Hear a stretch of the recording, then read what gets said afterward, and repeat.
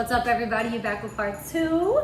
Text to my ex, I'm Esmarie, and today we are gonna do another holiday drink. It's called the Snowflake, and you're gonna need vanilla vodka, some rum chata, a little bit of heavy whipping cream, or some milk if you don't have it on hand.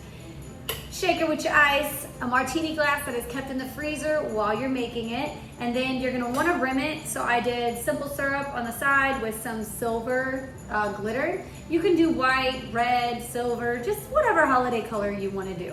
We're gonna do 2 ounces of the vodka, which is an 8 count. 1, 2, 3, 4, 5, 6, 7, 8. I'm gonna do an ounce of the rum chata and an ounce of the heavy whipping cream, which would be a 4 count. 1, 2, 3, 4. Now, for those of you that are not bartenders, if you need a jigger to measure to make sure it's an ounce of the cream, then you can go ahead and do that. I obviously am not going to. All right, so you're gonna shake this up, and while you're shaking, you're gonna go get your martini glass out of the freezer. That's how you know that it's cold enough. We're gonna rim it. Perfect, and then we're gonna strain. Oh, I say that's white like a snowflake. Ooh, that looks so pretty.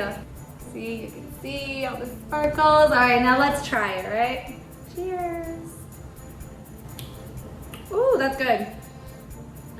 I mean, it's very rare that I make a drink that's not good, but fun. I can't think of what it reminds me of. I want to say it kind of reminds me of like a marshmallow maybe, or some sort of candy that I can't, or chocolate candy that I can't think of. I don't know, either way, it's really good. It is on the sweeter side, but along with the sweetness, it is very strong, surprisingly. So yeah, this is really, really good. Highly recommend, very easy, and I hope you enjoy. All right, so we are back with part 2. Let's dive right in. Ooh, let me not knock over my drink. That would be horrible. I feel like some of these questions I already addressed. I don't know, hopefully not. But we're gonna keep going anyway. I make a lot more money than my boyfriend. He makes very good money, but I'm self-employed. We're both in our 30s, no kids, and extreme extroverts. We love to go to high-end restaurants, concerts, vacation, bars, etc., you name it. We've been dating for 9 months now, and he's truly amazing.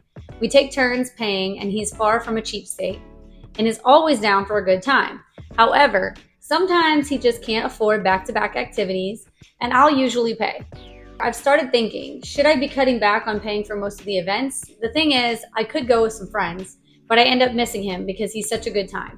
Although he's a great guy, I just don't ever want to feel used. I don't ever want him to stick around because I pay for things. I know plenty of men who just stay with generous women only because she pays for everything, and I refuse to be that woman. Should I download Bumble and start making more female friends that I can go out with? What are your thoughts? So, sometimes, and I say this with all due respect, and I promise I'm not trying to sound like a bitch, but I wonder sometimes when people say things or they're writing things, it could be we're posting on social media, texting, whatever, right? Do you read it out loud before you say it?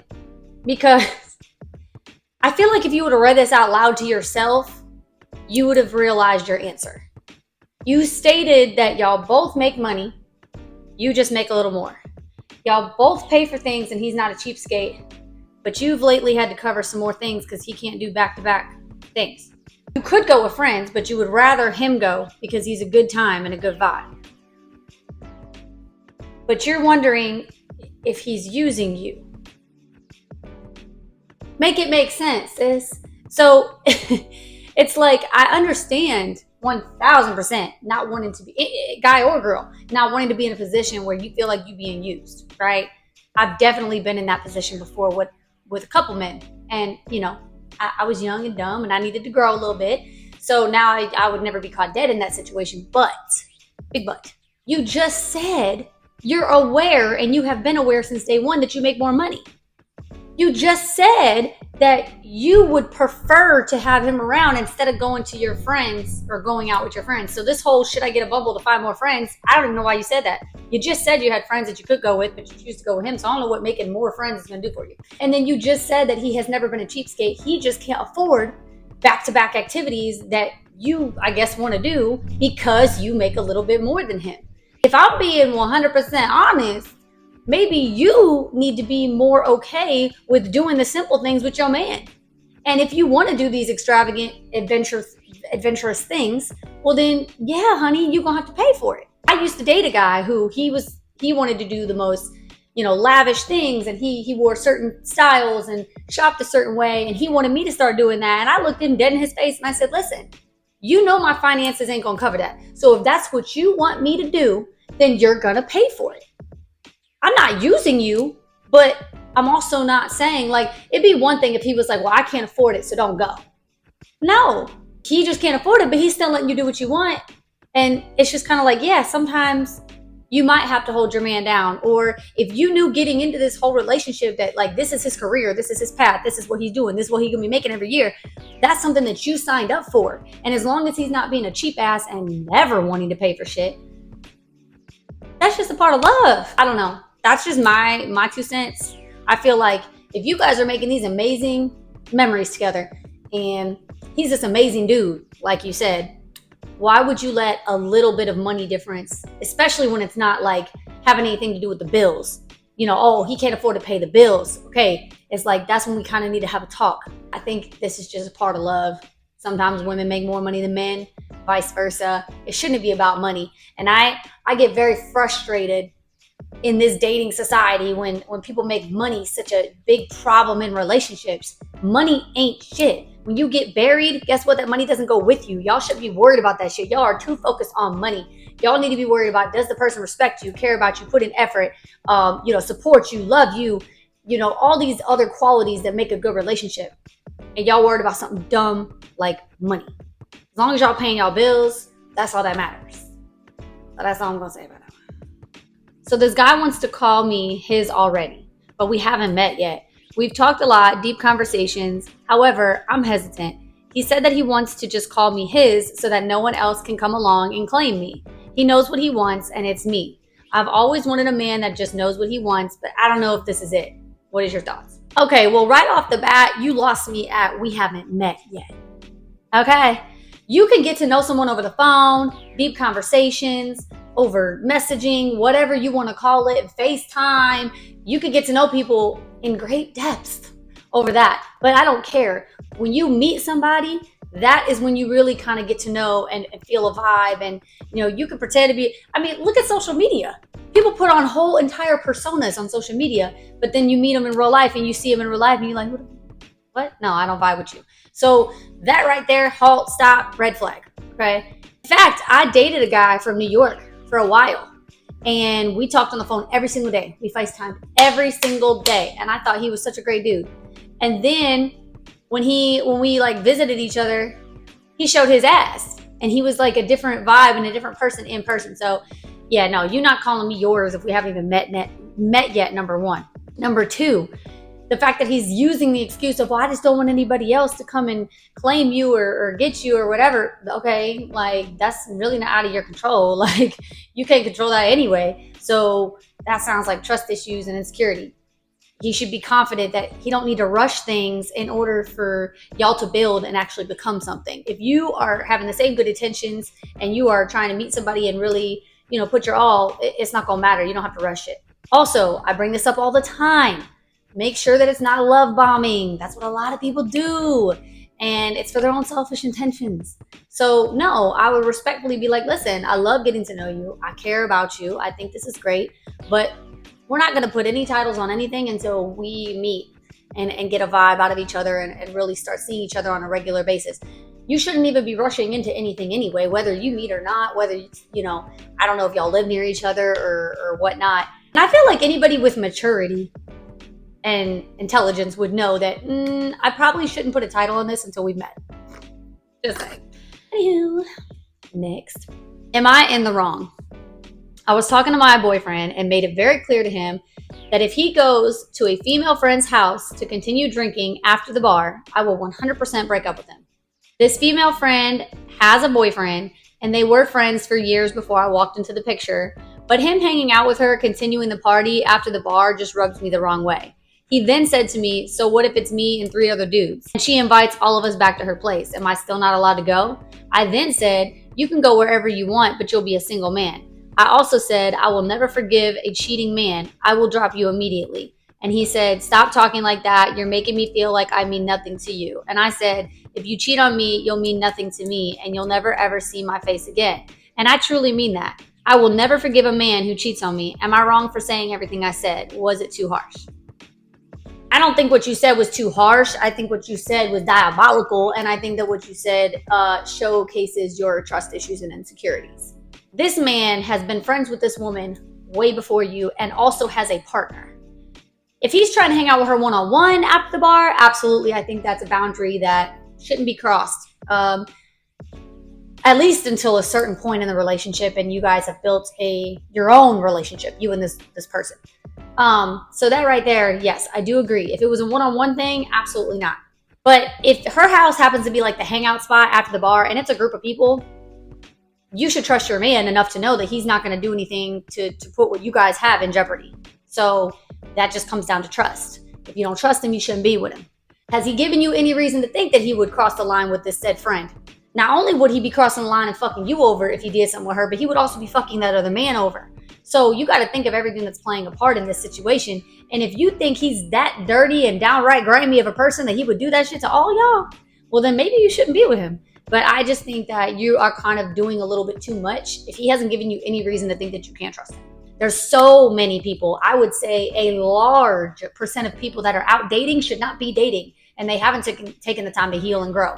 And they have a lot of issues still internally that they do project onto others. And then other people, because they want love so fucking bad, they just tolerate it and they deal with it instead of making that person address those issues so that does not become a long-term problem in the relationship. And I know I'm probably going to piss a lot of people off when I say that. I don't care. So yeah, I'm going to say that there needs to be boundaries for sure. As long as it's not one-on-one. But if it's a group, I'm sorry. I think he's valid in that. All right, so advice needed. Been talking to a guy for about 4 months. It's been very nice and casual. Dates getting to know each other. However, he has been going through some health issues, which has taken a toll on his mental health as well. And he is not communicating as much as often. He also has voiced this and has self-awareness that he has been inconsistent. I'm stuck between sticking it out and being there for him for when he does reach out, or just saying it's not working and move on.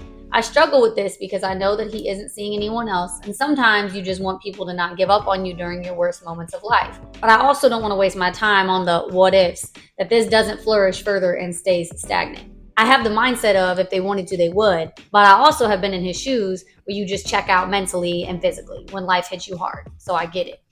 I always try to use the example, what if y'all was married? What would they do? Are they just going to disappear from you for weeks at a time or just go stay in a different room for days and days? No, they're going to talk to you. So I understand if he may not want to go out and do things. I understand if he may not be in the brightest of spirits and want to sit on the phone for hours. I understand if you don't want to text all day. But to completely check out, that's kind of a red flag to me. And I think that when people use that as an excuse, because I have been in places where I have just wanted to shut down from the entire world. And if it wasn't for me trying to do this and build my podcast on social media, I would have completely shut down my whole social media. If I was a doctor or a teacher or something, I'd have got rid of my social media because I just wouldn't be left the fuck alone when I've mentally checked out. However, I'm also single. If I was with somebody, I would mentally want to check out, but I wouldn't completely check out from that person because at that point, other than your children, your relationship should be a priority. So with that being said, I think that there are certain things that you should be able to tolerate, but I think he also needs to, it takes 5 seconds to send a text.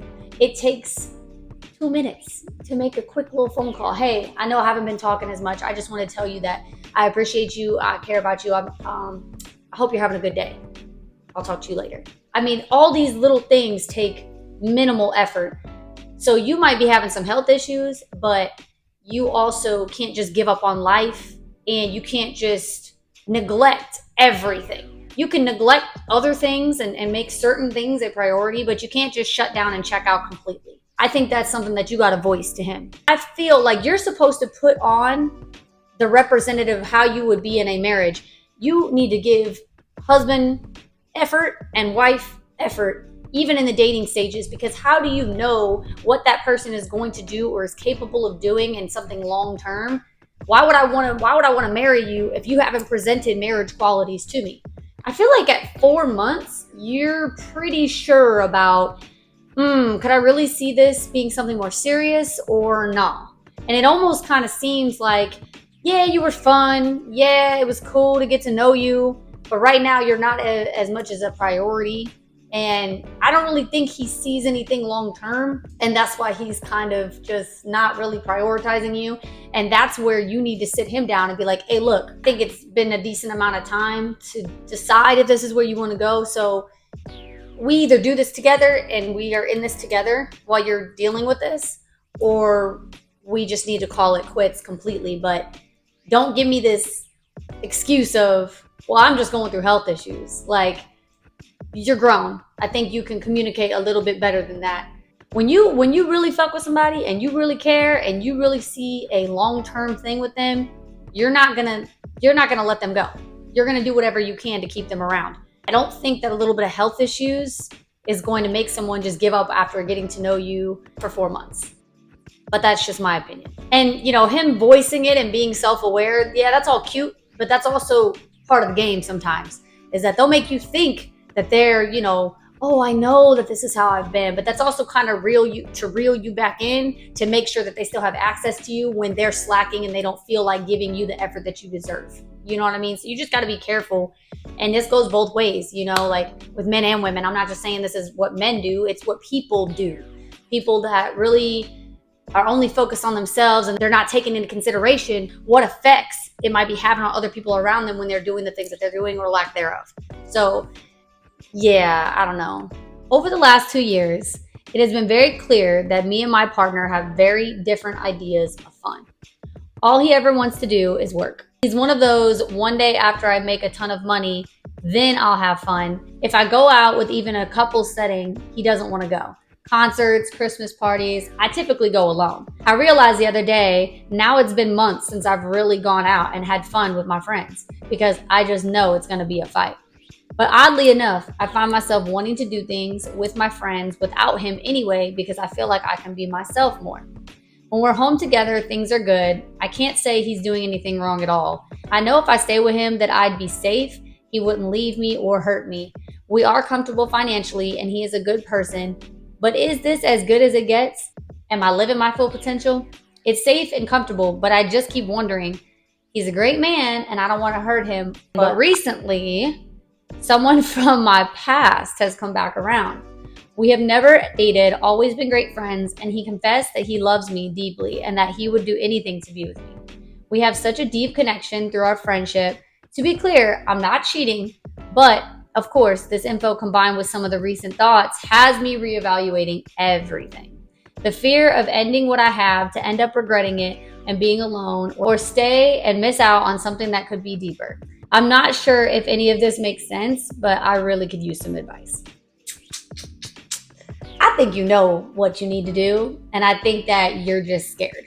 I think it's fear and worry, but you know what you need to do. It seems like the 2 years is just the safe route, but it's not something that's going to fuel your fire, fulfill you, and really make you happy. What did Johnny Depp say? You know what I'm saying? If you got to pick between two, always pick the second one, because if I was enough, you would have never even questioned the second. I actually said to somebody that I was involved with, I said, do you even like me? Because I feel like you try to shut down or you have a problem with me just being myself.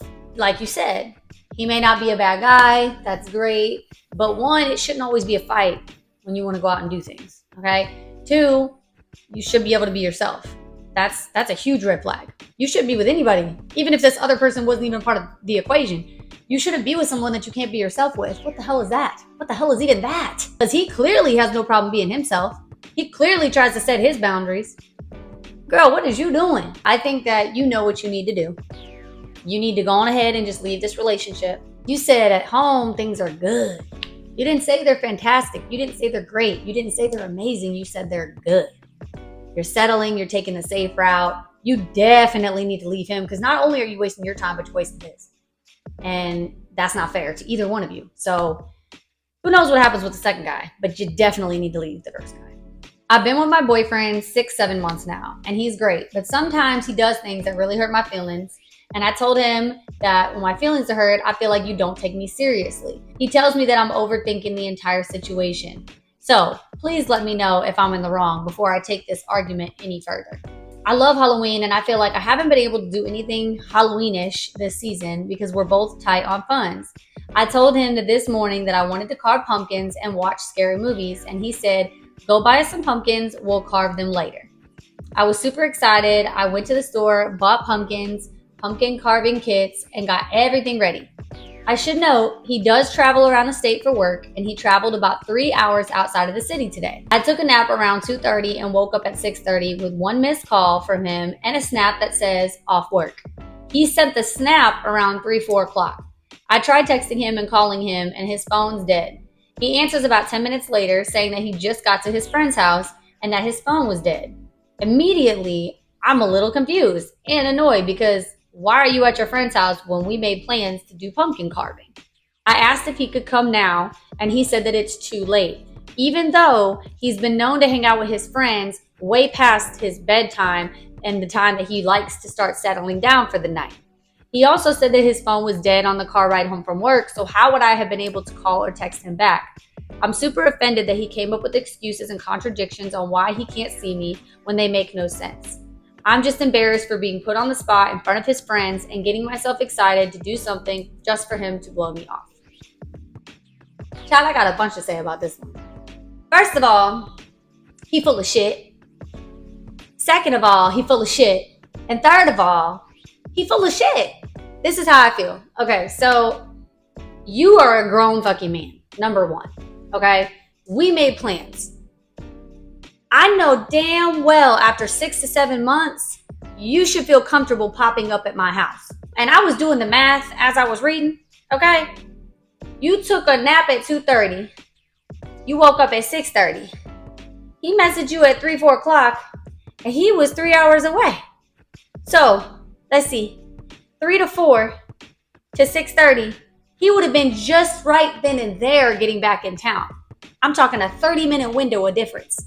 And you mean to tell me he couldn't have just shown up at your house, rang the doorbell, knocked on the door? Sure, you would have woke up. And even if you didn't, okay, I don't know what happened. Her car's here. Maybe she's asleep. She's not answering. I'm going to just go home, shower, make myself some food and call it a night because you claim you have a bedtime. But instead, within 30 minutes, maybe even less, depending on that little bit of a window of time frame, he goes to his friends, I guess charges his phone at his friends, and then says he can't come over. One, why did you make other plans within that short of a window instead of just seeing what was going on with me? Now, I could understand if he was waiting 3 hours, that would be different.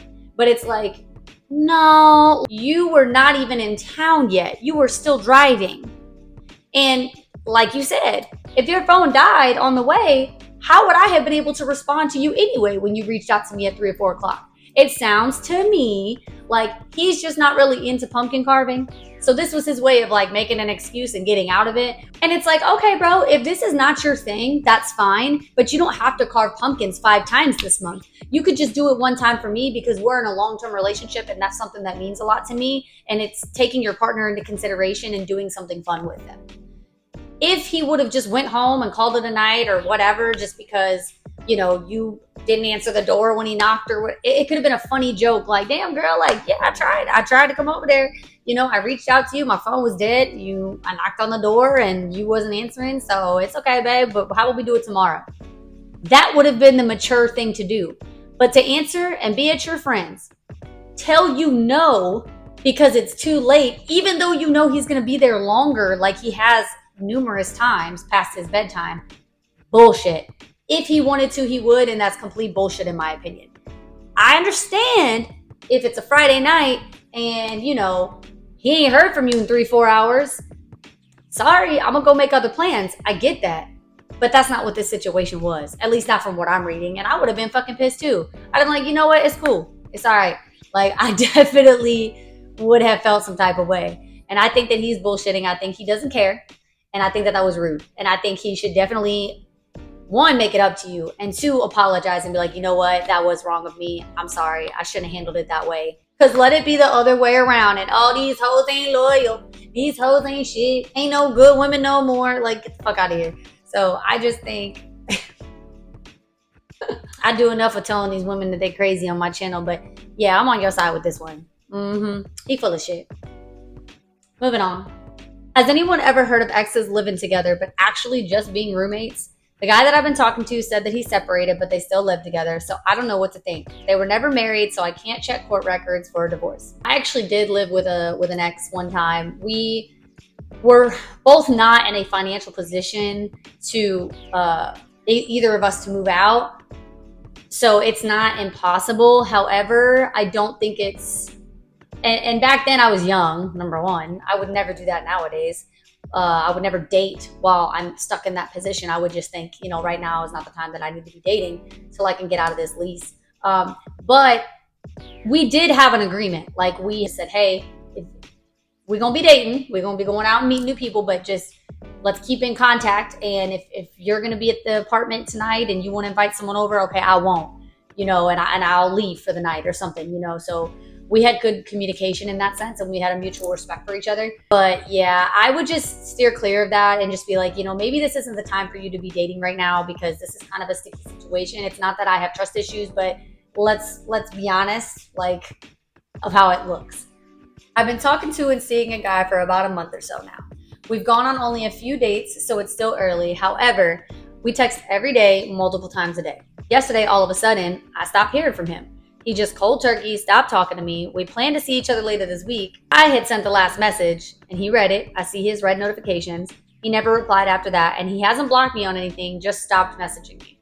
How long do I wait before moving on or asking for clarification? Okay, well, first of all, it's only been a month. I don't have any expectations for anybody within the first month.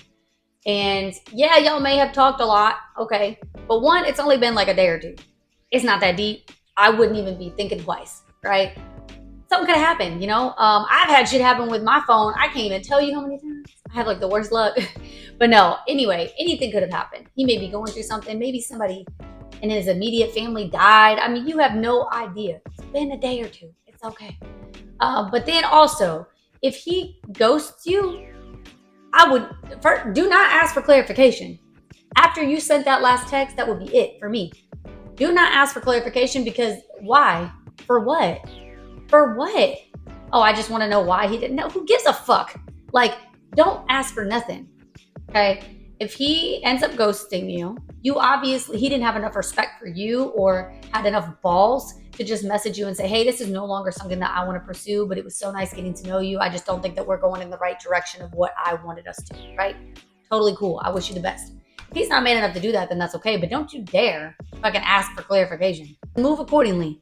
If you don't hear from him by like day 4 or 5, I would be like, oh, okay. And you just going about your business. And when he want to pop back up randomly, if that ever happens, that's when you express to him like, nah, see, I feel like at this point in our lives, we should be able to communicate better. And I don't think that you were communicating the way that I think a partner should and someone I'm looking to be with long term. So I wish you the best. Point blank period. Queen energy. Handle it, okay? Now, in that month of time, I don't know what you guys discussed, right? Did y'all discuss that this was going to be something more serious? Or did you discuss that this was going to be fun? Or did you just, you know what I mean? So based off of what I'm reading, that's how I would handle the situation. I wish you the best. I was asked out by a guy and searched him in the Are We Dating the Same Guy group. The reviews say that he's a liar and a cheater. Would you still go out with him anyway just to get over somebody else? Girl.